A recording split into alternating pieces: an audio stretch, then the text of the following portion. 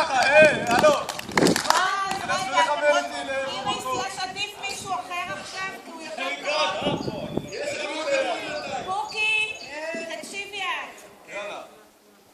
תסתובבי הפוך מהכיוון שאת נמצאת, פנים לגן וגם לפנים.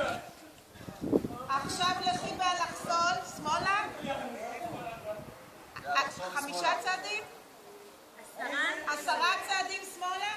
רגע, שנייה, יש... רגע, בוקי, תחכי. אמן, תסתובב. כן. רגע, מה עם בוקי?